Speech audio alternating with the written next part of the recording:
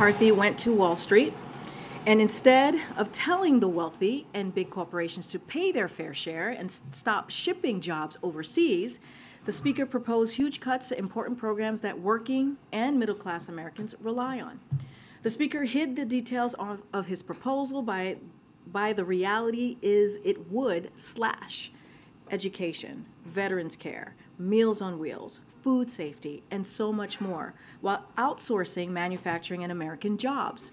Moreover, for all of his talk of fiscal responsibility, they don't have a real plan to cut the deficit. That's because House Republicans support over $3 trillion in tax giveaways that overwhelmingly benefit the rich and the biggest corporations. The president will also call on the speaker to take default off the table so they can have a real conversation about the budget. Now, moving to Ukraine, later today, the Biden-Harris administration will announce a new security assistance package for Ukraine as part of our ongoing efforts to help Ukraine defend itself against Russia's brutal invasion. The announcement, which will come from the Department of State and Defense, will be the 36th use of presidential drawdown authorities to support Ukraine. The package will include more ammunition for U.S.-provided HIMARS, rocket systems, and anti-armor systems, as well as additional artillery rounds. The United States will continue to work with our allies and partners to help Ukraine defend itself, to defend its democracy, and protect its people. Another thing for today, I am pleased to announce that President Biden will welcome President Pedro Sanchez of Spain to the White House on Friday, May 12th, to deepen the historic ties between the United States and Spain. The two leaders will review our efforts as NATO allies and close partners to strengthen our bilateral defense relationship, transatlantic security, and economic prosperity. They will discuss our unwavering support for Ukraine and our efforts to impose costs on the Kremlin as Russia continues its brutal war of aggression. The leaders will also coordinate on a range of issues as Spain prepares to assume the rotating presidency of the Council of the European Union in July, including climate change and expanded cooperation with Latin America and the Caribbean. And finally, before we take questions, I'm pleased to share that the President looks forward to welcoming Tennessee State Representative Justin Jones, Justin Pearson, and Gloria Johnson to the White House this coming Monday. Earlier this month, the President spoke to them by phone after they were subjugated to expulsion votes in the Tennessee State House for peacefully protesting in support of stronger gun safety laws following the shooting at Covenant School in Nashville. During that call, the President thanked them for their leadership in seeking to ban assault weapons and standing up for the democratic values.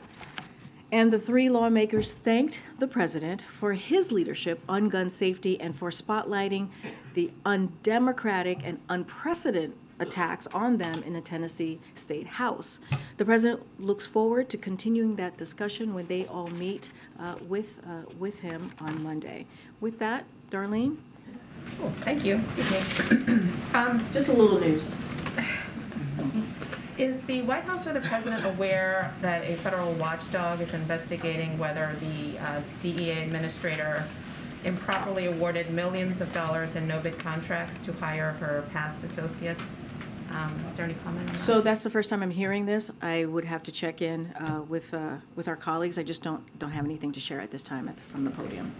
Today on Capitol Hill, the Special Inspector General for Afghanistan Reconstruction testified and said specifically that state and USAID have refused to cooperate with his independent oversight of the Afghanistan withdrawal and have stonewalled the investigation. How do you respond to those allegations?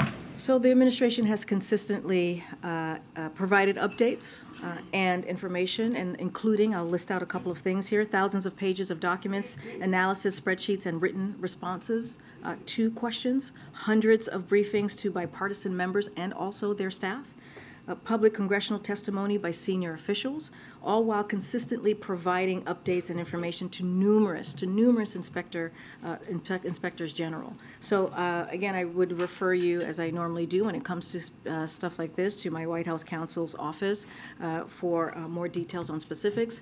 But again, we have been consistently providing updates to the committee. Just quickly, one more on Sudan. Given that the president said last year that the U.S. is all in on Africa, do you foresee the president at any point stepping up his involvement in trying to end hostilities that are going on in Sudan? So here, we do have a statement that we wanted to put out to all of you on an update on Sudan specifically. Look, we condemn, the United States condemn in the strongest terms, violence between the Sudanese Armed Forces, SAF, and the Rapid Support Forces, RSF. As you've heard in today's joint statement, people across Sudan continue sheltering in place, fearing for their lives, and running low on fuel, food, medicine, and water. Military operations have resulted in significant civilian deaths and injuries and are recklessly endangering the Sudanese people, diplomats, humanitarian aid workers as well. The toll has been high, with initial estimated civilian deaths of more than 270. Access to hospitals and vital medical services have been severely disrupted. Much of this fighting has occurred in urban areas, including Khartoum. Sudan's military leaders must engage in dialogue without delay.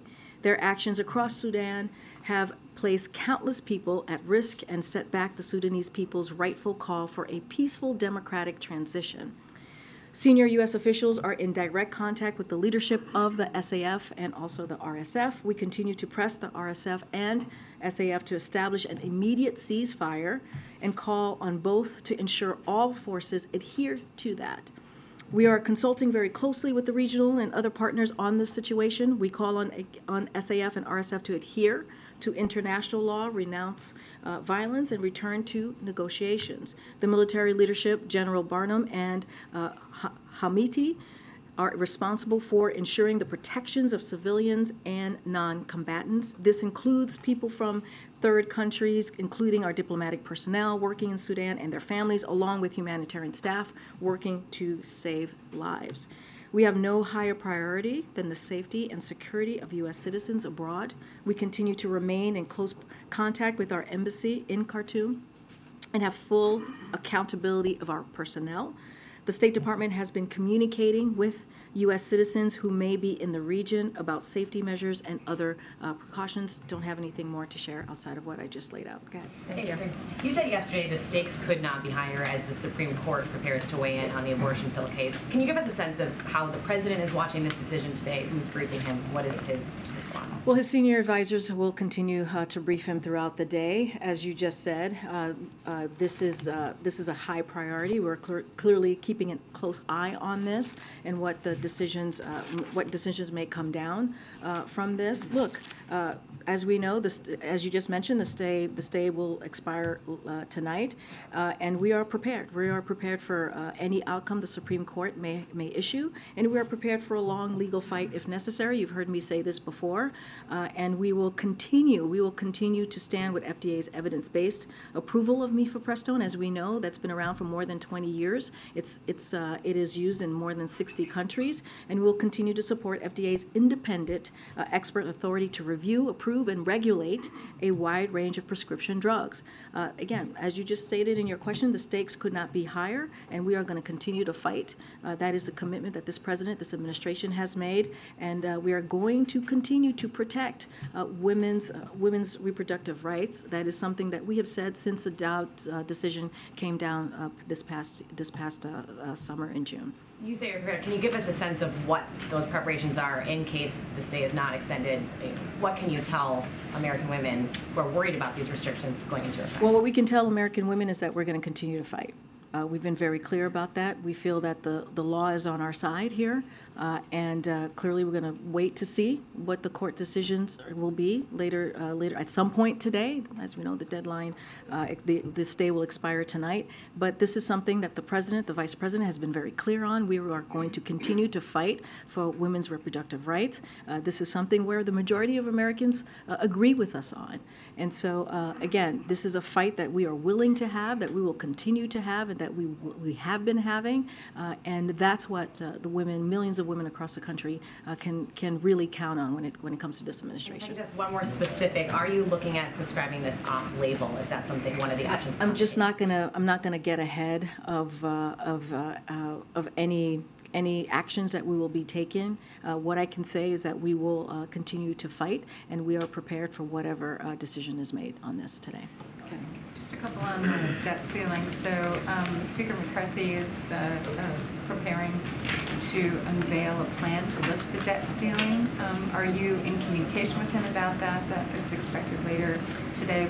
So what I can say is we've heard that there's something coming out today, a plan coming out today. Speaker McCarthy is engaging in dangerous economic hostage taking. You heard directly from the president. He was very clear about this yesterday in the Rose Garden, and that is threatening, as we all know, hardworking Americans' jobs and retirement savings, and in his plan.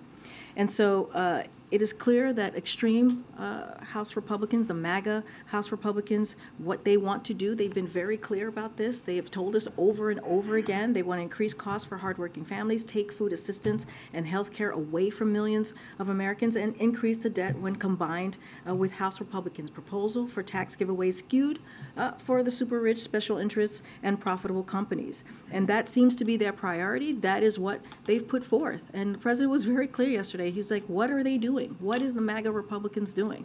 Why would this speaker, like no other speaker has done this before, threaten default? Why would he do this? And so again, we've heard that this is coming out today, but we've been very clear about how we see what MAGA Republicans have been doing these past couple of months. Follow-up, it looks like tax collections may be down.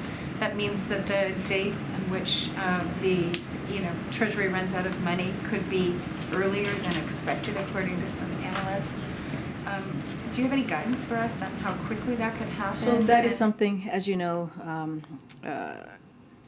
the Secretary of Treasury has spoken to. So I would refer to the U.S. Treasury on any comments on deadlines that relates to this. I'm just not going to comment from here. Okay. And then just one more on the dollar. So yesterday, Jared Bernstein, during his confirmation hearing, said there was some evidence that China wanted to see the dollar displaced or dislodged as the world's reserve currency. Had some comments from Brazil in recent days about the dollar and Chinese currency instead. I mean, how concerned are you that debt ceiling default or a U.S. default could lead to trouble? So what I can say is that we're always monitoring development in this space and ensure we maintain the centrality of the dollar in global financial markets and in the global economy as well. What I will say is the primary focus of the U.S. Or the primary of the U.S. dollar is underpinned by fundamental advantages that the United States has held for a long time and will continue to hold. That includes credible and long-standing commitments to transparency and sound governance, our rule of law, the most liquid financial markets in the world, and the independence of the Federal Reserve System as well. I'll leave it there. Okay.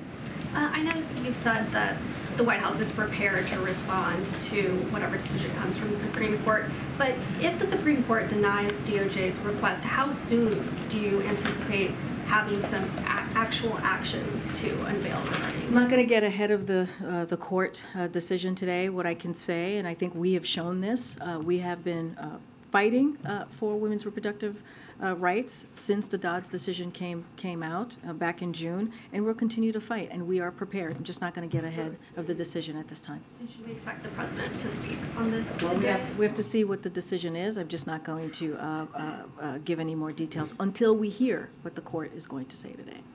And then on the debt ceiling, as was mentioned, House Speaker McCarthy is preparing to unveil this plan, he's hoping by the end of today.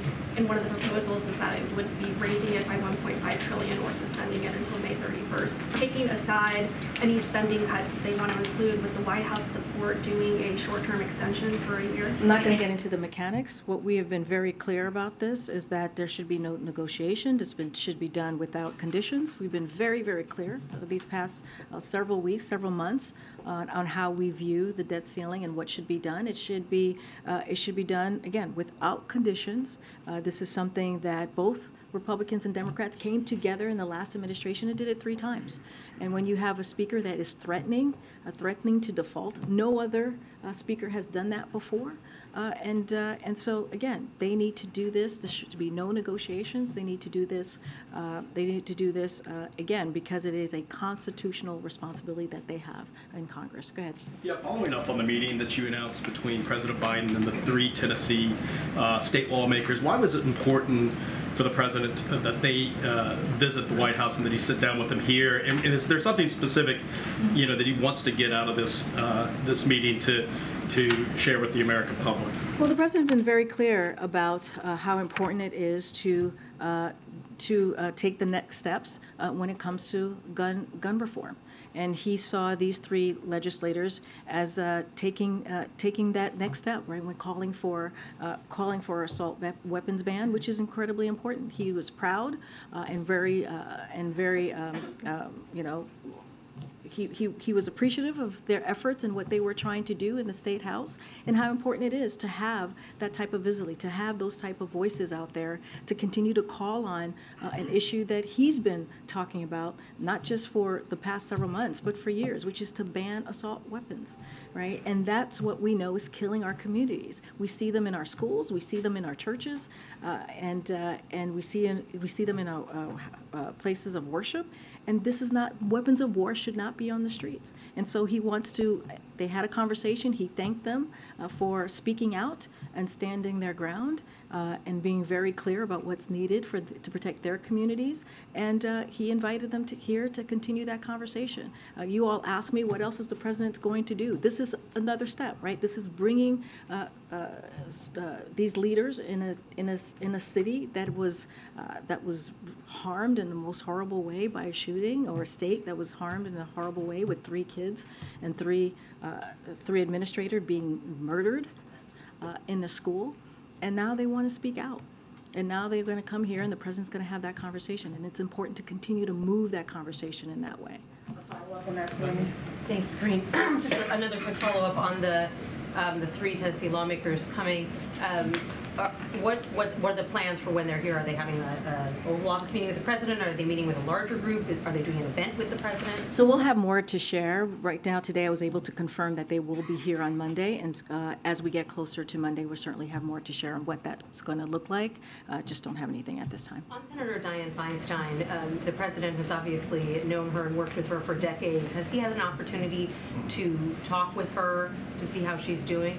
I don't have a call to read out at this time. What I can say is just reiterate what the president has said and the First Lady, wishing her a speedy recovery. As you know, they put that statement out some time ago. And also, what else he said is that he sees her as a friend. He was very close to very close to the senator's husband as well, late husband Richard, and they have a close friendship. And they worked, as you just stated, very closely together while he was a senator. And she has the work that she has done. I was just talking about banning assault weapons. That was something that he partnered with her on. The work that she has done as senator has made the lives of Americans better. Don't have a call to read out, but he's been very thankful for her partnership and her leadership in the Senate over the years. What does the White House believe that Senate Democrats should do now that Senate Republicans have said they're not going to support temporarily replacing Senator Feinstein on the Senate Judiciary Committee? So let me just first state that this request was made by, as you know, Senator Feinstein. This is something that she had asked for the committee, for the Senate to do, and the president will continue to say that he hopes all senators in both parties really respect and honor her request. Look, I kind of said this yesterday, and I'll say it again. It is flat wrong to seek partisan advantage from health issues of a colleague. The American people reject that kind of scorched earth approach to governing, and so in order to uphold the rule of law, it is imperative that we move expeditiously without unnecessary delay. And that's how the president sees this moving forward. But again, as you know, this was her request. This is something that she asked for. But it appears they're not going to go along with that request, and this is having a profound impact on the ability of the Senate to confirm the president's judicial nominees. So what should happen now? Look, we are gonna leave that to the Senate. The president has been very clear that they should move forward. This is a request that she asked for, and it is a reasonable request. And again, I'm gonna leave that to the Senate, and this should not be a partisan issue. This should just not be a partisan issue. So how long should this position remain vacant? Is there a point at which, given the number of nominations that are piling up, that the White House believes that it's the senator's obligation, given that she's been gone for a couple months now, has no timeline for returning, that for the good of the people of California and also for her party, it needs to consider next steps? So look, it is her decision to make when it relates to anything about her future. That is for her to make. The president has been very clear about that. And it is, this is something that the Senate all senators have to deal with, and not make this a partisan issue. Make it about make it about the people. Make it about the people of California, the people across the country. This is important to move forward. The American people do not want a scorched earth approach. We've been very clear. They were very clear about that when we looked at the midterm results. And so again, this should not be a partisan approach. We have to make sure that these issues are dealt with on behalf of the American people. Okay, Justin.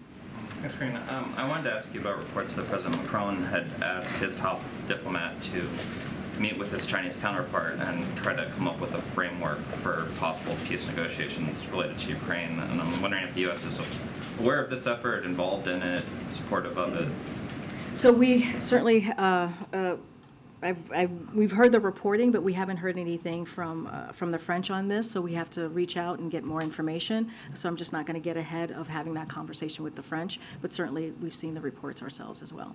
There was a report in Politico today that the Problem Solvers Caucus is working on a debt ceiling plan that would see debt ceiling raised until the next presidential administration, but an outside commission set up on fiscal reforms. Is there any White House reaction to that? So look, I don't have a reaction to that at this time. What I can say, we've seen their one-pager. We have a very close and respectful relationship, a good relationship with the Problem Solvers Caucus. I just don't have a reaction to share at this time. But you're familiar with what the president said yesterday. Our position continues to be to not negotiate over default.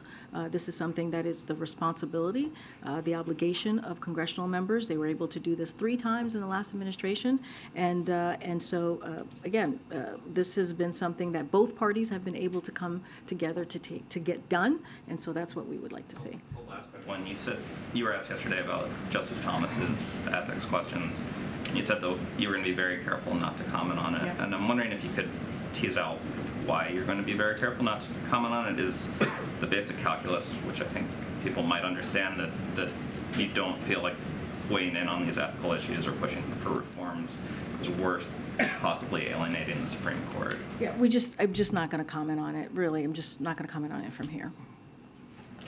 Karine, the president's been pretty consistent when he's been asked about this debt ceiling fight and potential negotiations with Republican leadership that he wants to see them put forward a budget before that happens. Are we getting closer now with what the speaker's putting out today and with the potential vote in the House next week to seeing both parties having at least conversations in person, beginning a process by which there might be discussions? So look, you saw the readout that the president had a conversation with leaders Schumer and Jeffries, and what they said was very clear. We won't negotiate over default. Republicans should pass a clean bill like they did 3 times in the previous administration, as I've just stated over and over again. And as the president said, the president is ready to have a separate conversation, as you just laid out, Emily, about the budget once Republicans present their plan. And we just haven't seen that. We have not seen a detailed plan that not just present to the president, but to present to the American people. Again, we're just not going to negotiate over default. This is something that they need to get done, and they need to get done just like they did in the previous administration. This has largely been a messaging and political battle at this point, but I'm wondering if you can speak to what preparations might be being undertaken behind the scenes within the administration about the potentially severe consequences of a default. We are potentially as quick as 2 months away from seeing this. What is the president being briefed on about contingencies, about what might happen in the event? So you said messaging and political battle. Look, this is their congressional, this is their duty. This is something that they have to get done. This is something that Republicans should not be holding hostage our nation. It is something that should not be happening. And so we're calling them out, these MAGA Republicans, these House Republicans, we're calling them out for something that they were able to do in the last administration. So I don't want the American people thinking that this is just a messaging, a political battle. No, this is the right thing to do. This is their duty as congressional members in the House to get this done. On your second question, I just don't have anything to share from you. And then one quick question. Robert F. Kennedy Jr. today announcing his candidacy for president, potentially challenging the president for renomination. I'm wondering, obviously from that podium you're limited in what you can say about politics, but the president just spent some time with Joseph Kennedy III last week, spoke with Ethel Kennedy. He has other Kennedys within the administration. Have you had a chance to speak with the president about his reaction to his potential candidacy now announced by our... So it's 2024, the Hatch Act. I'm just not going to touch that with a 12-foot pole. I'm not going to touch that with a 12-foot pole. Thank you. Go ahead. Oh, thanks so much, Karine. Just on the debt ceiling quickly, you've been very, very clear today and previous days that the president wants a clean debt ceiling, a clean vote on the debt ceiling. But can you talk about whether he would want an amount, the debt ceiling to be raised by an amount or by like a date? No, I'm not going to get into the details. This is something that they should do. They should raise the debt ceiling. This is something that the House Republicans need to get done. I'm not going to get into specifics. I'm just not going to get into specifics from here. What we can lay out is what the House Republicans have told us thus far that they want to do, that they have been very clear about, which is devastating cuts to veterans and education, as I've mentioned before, taking food assistance and health care away from millions of people, sending manufacturing jobs overseas or manufacturing overseas, which means outsourcing good-paying jobs to countries including China, and increasing energy costs while increasing the deficit. This is what they have said and laid out that they want to do. And let's not forget to fund law enforcement and border security. So that's what we're going to call out. They need to get this done. This is their duty, their congressional duty, constitutional duty, to be even more specific and accurate. And they have to get this done. They did it 3 times in the last administration. Really quick on Russia, if I may. President Putin has visited Ukraine twice in about a month. Can you say anything about what that might signal about the coming spring offensive and how the U.S. interprets his decision to make those visits? Yeah, I know he visited the Donbass region very recently. Look, we've been very clear. Russia has no legitimate or legal claim to these sovereign Ukrainian territories. We've been very clear about that, and we'll continue to restate that. That's why we will continue as well to support Ukraine, the Ukrainian government. There's going to be a PDA that's going to be announced by my colleagues at the Department of Defense, so I'll refer you to that. And, Mr. Putin's visit seems like an indication that they know things aren't going well for Russia. They know that. Mr. Putin seems to know that very clearly. He is likely trying to shore up his own populace since he knows his military is underperforming and struggling to achieve its objectives through this invasion that we have seen them do for this past year. Thank you. As you know, the U.S. has now surpassed China in becoming India's largest trading partner. And the India-US bilateral trade is now touching around $200 billion a year. Last year it was $192 billion. When President Biden went to India as the vice president of this country, he had set a goal of having the bilateral trade to around $500 billion a year. Does the president still believes in that goal, and what steps his administration is taking to reach that goal of of India-US bilateral trade of $500 billion a year? Well, I'll say more broadly, as you know, the United States and India have a strong bilateral relationship, and that's including trade as well. Trade relationship, we're committed to continuing working together and in groups like the Quad to advance economic growth for our two countries and expand cooperation of our shared priorities, and that is a commitment that you can know that is coming from the United States. Okay, Peter. Thanks, Karine. 69% of people polled by CNBC say they have a negative view of the economy. President Biden talks about the economy all the time. What? He talks Why about aren't people buying it? He talks about the economy all the time because he wants the American people to know that he's doing everything that he can to make sure that his policies that he's put forward that has shown that he's building an economy that doesn't leave anybody behind, that builds an economy from the bottom up, middle out. And he also talks about the economy, and when you hear him talk about the economy, he talks about how he's prioritizing making sure that we lower inflation. And that is where the American people are, meeting them where they are. He's going to continue to have that conversation. He understands how important that is for Americans, American families, and so he'll never shy away from that. I know you're reading a poll right now. That is one poll, but he's not going to stop talking about what the American people really care about, which is what are we doing here to make sure that we are addressing the issues and the concerns that they have. Okay, on China, China is setting up police stations in the U.S. There's more proof now that they created COVID. There is reason to think that there were more spy balloons than the White House has said. Why is it taking so long for President Biden to call Xi and tell him to cut it out? We have said over and over again that the president intends to call President Xi. I don't have a call to read out to you at this time. Look, and we've said this before, we believe it's important to maintain open lines of communication with China. We believe that it is an important bilateral relationship, the U.S.-China relationship, even as we're talking about strategic competition with China. And so that has not changed. We're going to continue to move forward in that way. And then one more. So Monday, you're going to have 3 of the lawmakers who protested Peacefully protested. Who peacefully protested after the Nashville Covenant School shooting. Have any of the victims or the victims' families been invited to the White House? I don't have anything to read out to you about any invite. Why?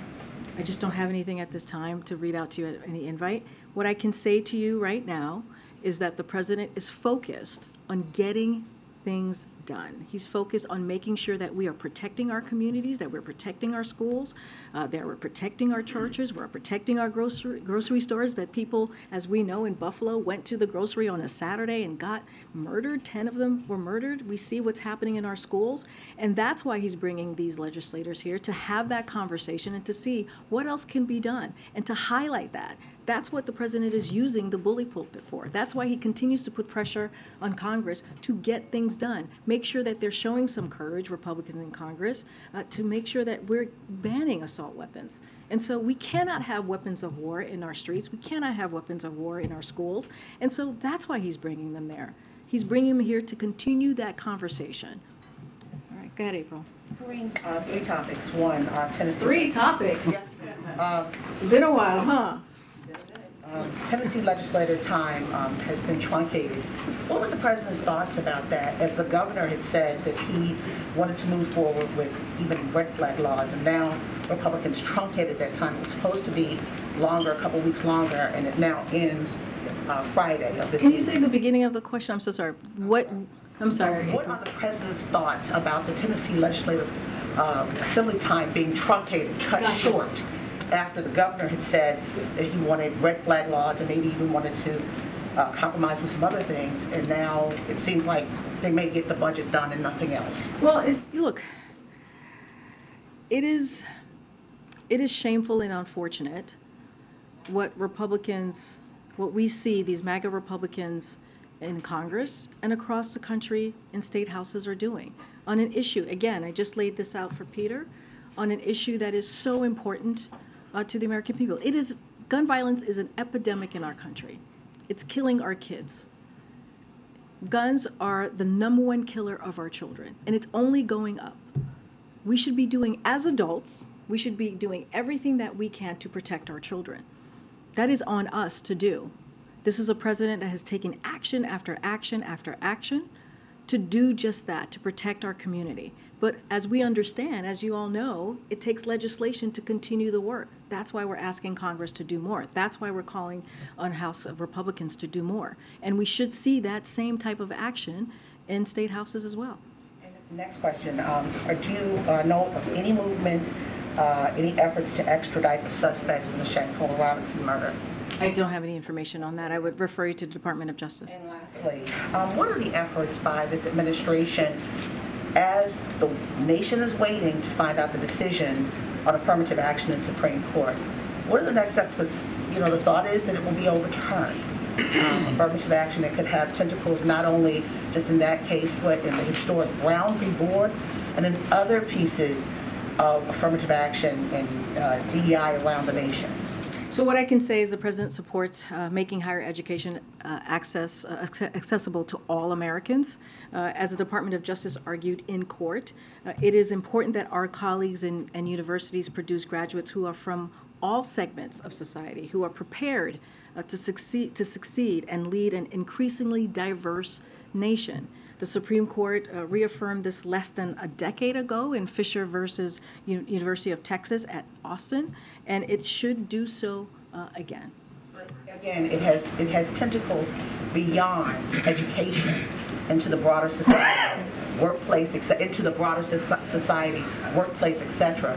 What does the president say about that as he stood to run on equity and inclusion? And you said it right there, April. He stood to run on equity and inclusion, and he has shown that throughout his administration. One of the first executive orders that he signed was to make sure we saw that type of diversity, that we were leading with diversity in our different agencies and departments, and that is what the executive order one of the first executive order that he signed, make sure that the federal government was leading with that lens and was taking action to make sure that there is inclusion and diversity. So he has walked the talk, and so the president is something that he has always said. He's going to make sure that no one gets left behind. As I've talked numerous times about his economic policies. He does that, and any other policies that he's put forward, and make sure that again no one gets left behind. That we'll make sure there's inclusion and diversity at the center of everything that he does. I got to move around.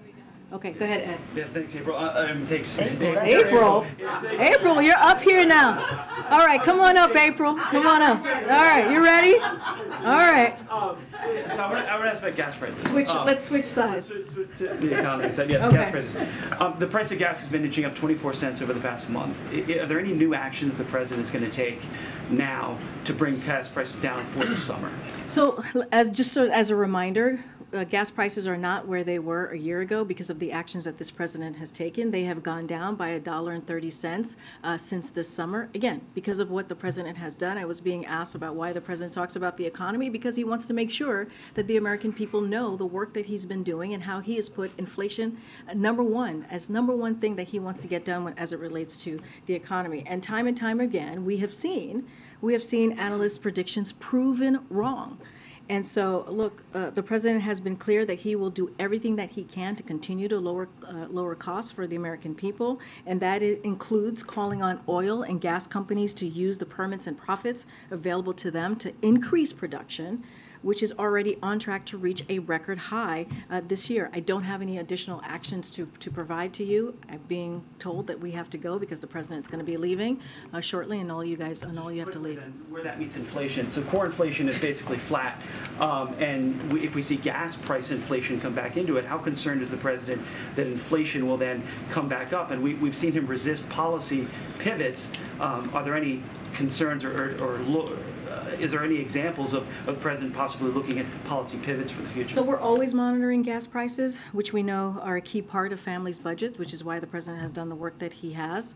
Again, gas prices are not where they were a year ago. They have gone down since it's the highest peak this past summer. And we have always said it will take some time for inflation to come down, and we may see bumps in the roads, but that's why lowering costs and fighting inflation remains the president's top priority. That's why the Inflation Reduction Act is important. important. That's why the bipartisan infrastructure legislation is so important. That's why the CHIPS and Science Act is so important. All of these are part of the president's economic policies to make sure that we meet the American people where they are. And bye, everybody. I'll see you tomorrow. Thanks, Karine.